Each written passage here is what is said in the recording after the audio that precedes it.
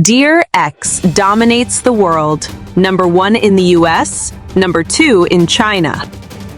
Imagine a world where the spotlight's glow conceals not just secrets, but a meticulously forged arsenal of vengeance, ready to shatter empires built on lies. What if the queen of the screen is the architect of your darkest nightmares? In the shadowy underbelly of Seoul's glittering entertainment world, Dear X emerges as a riveting psychological thriller that grips you from the first frame, pulling you into the labyrinthine mind of Baek Ah-jin, a woman whose ascent to stardom is as calculated as it is chilling. Portrayed with an intensity that borders on hypnotic by the incomparable Kim Yoo-jung, Ah-jin is no ordinary heroine. She's a survivor clad in emotional armor, her face a canvas of deceptive allure that masks the scars of a childhood forged in unrelenting cruelty. Born into a family where love was a luxury rationed out in bruises and indifference, Ah-jin learns early that vulnerability is a fatal flaw. Her father, a volatile storm of rage and regret, and her mother, a ghost haunting the edges of existence, leave her no choice but to reinvent herself. Donning literal and metaphorical masks, she claws her way from the abyss of obscurity to the pinnacle of fame, leaving a trail of broken lives in her wake. It's this duality, the porcelain doll by day, the avenging specter by night, that makes every scene pulse with unease, a reminder that true horror often wears the face of familiarity.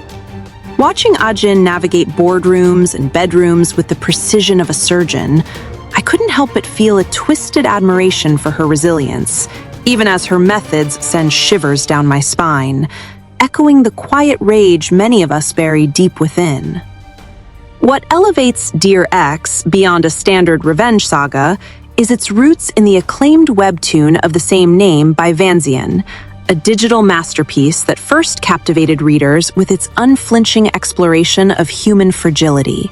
Serialized on platforms like Naver Webtoon, the original story unfolds like a noir fever dream, blending sharp social commentary on the cutthroat Korean entertainment industry with profound dives into psychological trauma. Vanzian's narrative doesn't just tell a tale of retribution, it dissects the anatomy of ambition, showing how societal pressures warp the soul until beauty becomes a blade and success a poison. Ah-jin's journey in the webtoon mirrors the drama's core beats, her strategic alliances, her unmasking of betrayers, but the adaptation amplifies the visual poetry, turning ink-stained panels into cinematic symphonies of light and shadow. The webtoon's raw, unfiltered edge, with its stark illustrations of emotional desolation, translates seamlessly to screen, making each revelation feel like a gut punch. As someone who's devoured both, the thrill lies in how the series honors the source while expanding its emotional depth. It's like rediscovering a favorite novel through a director's feverish lens, leaving you haunted by the what-ifs of alternate paths not taken. At the heart of this maelstrom stands Kim Yoo-jung, whose performance is nothing short of revelatory, a career pinnacle that cements her as one of K-drama's most versatile forces.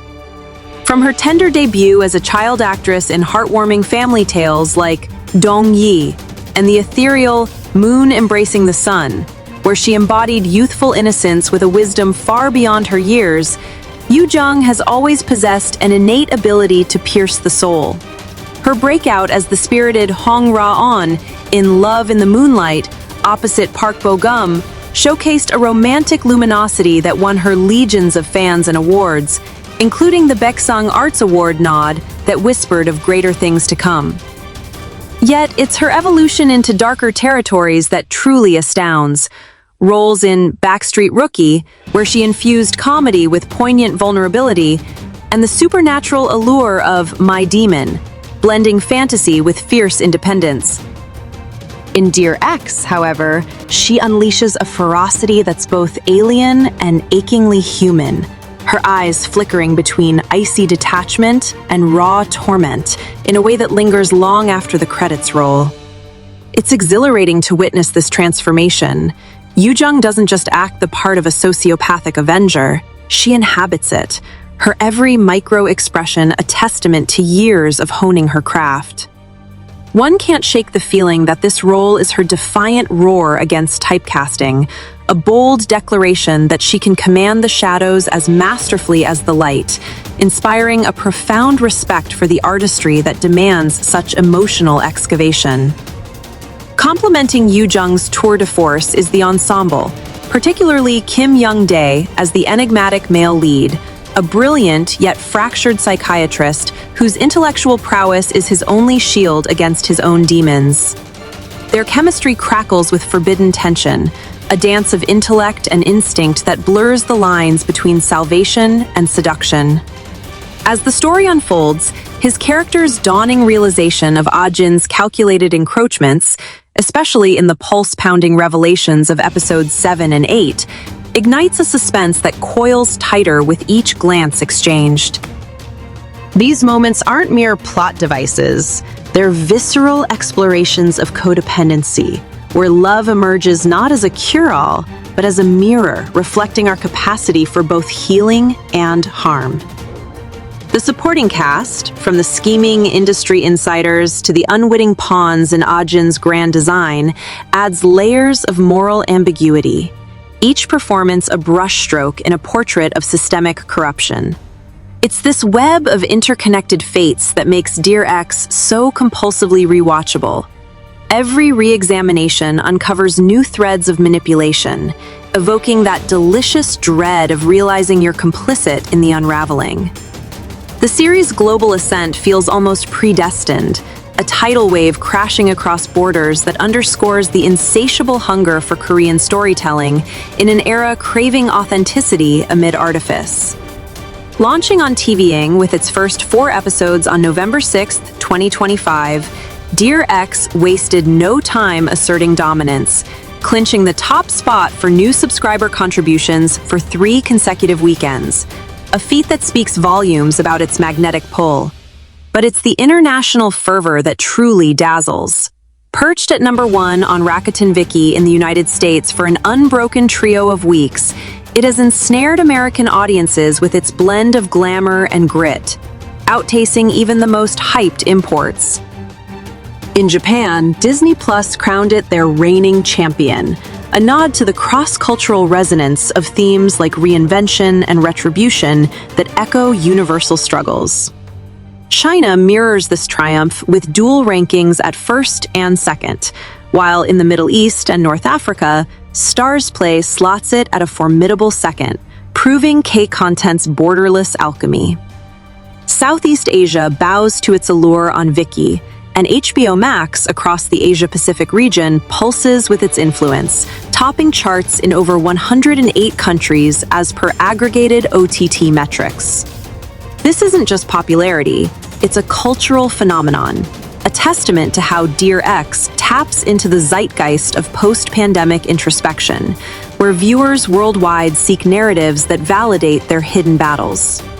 Personally, scrolling through fan forums and seeing diverse voices, from Tokyo tech workers to Dubai night owls, dissecting Ah-jin's psyche fills me with a warm awe. It's a unifying force, reminding us that pain, packaged in exquisite prose, knows no passport. As the Thursday ritual continues, 2 episodes dropping like clandestine missives each week, building toward the 12-episode crescendo, the anticipation builds to a fever pitch.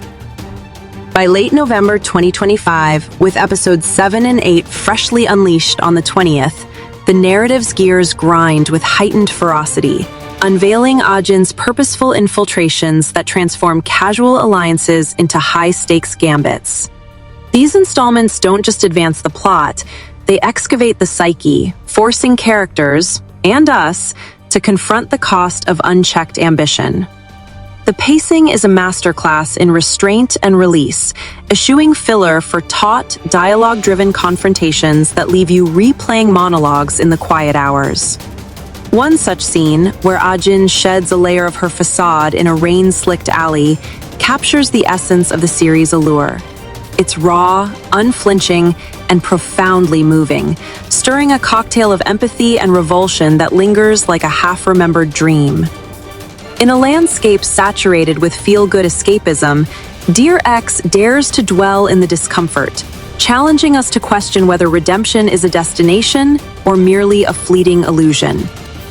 Delving deeper into its thematic tapestry, Dear X weaves a dark fairy tale that interrogates the binaries of good and evil with surgical precision. Ah-jin's mask isn't just camouflage, it's a symbol of the societal facades we all don, the performative perfection demanded by an industry that devours its young. Drawing parallels to real-world reckonings in Hollywood and beyond, the series subtly indicts the power structures that enable abuse, from predatory mentors to complicit enablers, all while humanizing the fallout. Yet, amid the venom, there's a fragile thread of hope, embodied in the male lead's unwavering gaze. His love isn't blind devotion, but a deliberate choice to see the monster and embrace the girl beneath. This dynamic evokes a poignant melancholy, a whisper that, even in our most fractured states, connection might mend what vengeance rends. It's this philosophical undercurrent that elevates the drama, turning binge-worthy thrills into meditative marathons. Reflecting on it, I find myself unsettled yet uplifted, pondering how Ah-jin's arc mirrors our own skirmishes with inner demons. Do we conquer them through conquest or through the courage to be seen? The webtoon's genesis adds another layer of intrigue, born from Van Zion's keen eye for the macabre beauty in broken lives. Serialized weekly, it amassed a fervent following for its unapologetic honesty, blending thriller tropes with introspective soliloquies that probe the ethics of survival. Fans of the original will delight in faithful nods, like the iconic mask motif that symbolizes fractured identity, while newcomers are swept into a narrative that's as accessible as it is abyss-gazing. Adapting such a visceral source demanded bold vision, and director Lee Soo-hyun delivers with a visual lexicon that's both opulent and oppressive. Opulent in the lavish award ceremonies that drip with false adulation, oppressive in the claustrophobic flashbacks that replay trauma like a looped nightmare. The cinematography, with its chiaroscuro contrasts, mirrors Ah-jin's internal schism, casting long shadows that swallow holes. Sound design amplifies this immersion, from the staccato pulse of a heartbeat during tense standoffs to the haunting strains of a solo cello underscoring moments of quiet devastation. It's these sensory flourishes that make Dear X not just a watch, but an experience, one that seeps into your subconscious, prompting late-night scrolls through psychology articles on sociopathy and resilience. Kim Young-dae's portrayal of the psychiatrist adds a counterpoint of intellectual seduction, his character's genius laced with the same vulnerability that makes him Ah-jin's perfect foil. Known for his charismatic turns in romantic fare like Shooting Stars, Young-dae here reigns in the charm for a subtler shade of obsession, his furrowed brow and tentative touches conveying a man teetering on empathy's edge. Their interplay is electric, fraught with unspoken accusations and tender betrayals that build to crescendos of emotional warfare. Supporting players like Ji-won as a formidable rival executive bring gravitas, her steely resolve clashing against Ah-jin's fluidity in scenes that crackle with unspoken hierarchies. The ensemble's cohesion feels organic, each actor a cog in a machine of mutual destruction and unlikely redemption, fostering a world where no one emerges unscathed. As Dear X hurtles toward its finale, the global conversation swells, with fan theories proliferating across social spheres, from speculations on Ah-jin's ultimate unmasking to debates on whether her path to power justifies the collateral carnage. In Southeast Asia, where Viki streams reign supreme, viewers draw parallels to local folktales of vengeful spirits, infusing the narrative with regional flavor. Japan's embrace on Disney Plus highlights a fascination with the anti-heroine archetype, evoking shades of classic josei manga heroines who defy norms. Even in the US, where Vicky's top billing persists, podcast dissections frame it as a successor to The Glory, that other beacon of calculated comeback.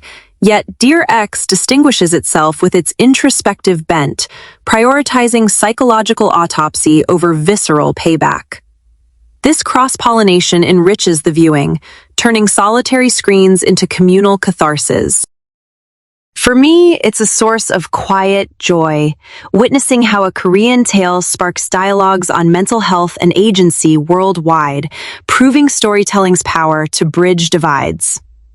The production's meticulous craft further burnishes its shine, costuming Ah-jin in evolving palettes, from muted grays of her impoverished youth to crimson accents signaling her predatory prime, visually charts her metamorphosis, each garment a chapter in her arsenal. Locations, from sleek high-rises overlooking Han River sunsets to derelict warehouses echoing with ghosts of the past, ground the fantastical in tangible grit. The score, a brooding fusion of orchestral swells and minimalist electronica, mirrors the heartbeat of the plot, accelerating with Ah-jin's schemes and softening in rare breaths of vulnerability. It's this holistic artistry that sustains the series' momentum, ensuring that even in lulls, the atmosphere thrums with portent. Looking ahead, with episodes 9 and 10 slated for the horizon, the stakes soar as alliances fracture and truths claw their way to the surface. Will Ah-jin's empire crumble under its own weight, or will she forge a new mask from the ashes? The webtoon's endpoint offers tantalizing hints of cyclical justice, but the drama's fidelity suggests twists that could redefine closure. Whatever the denouement, Dear X has already etched itself into the pantheon of 2025's must-sees, a beacon for those craving narratives that dare to dwell in the gray. In a year flush with reboots and rom-coms, its unyielding gaze on the human condition feels revolutionary, a salve for souls weary of superficiality. Binge it, dissect it, let it unsettle you, because in the end, Dear X isn't just entertainment, it's a mirror, reflecting the monsters we might become and the grace that might yet save us.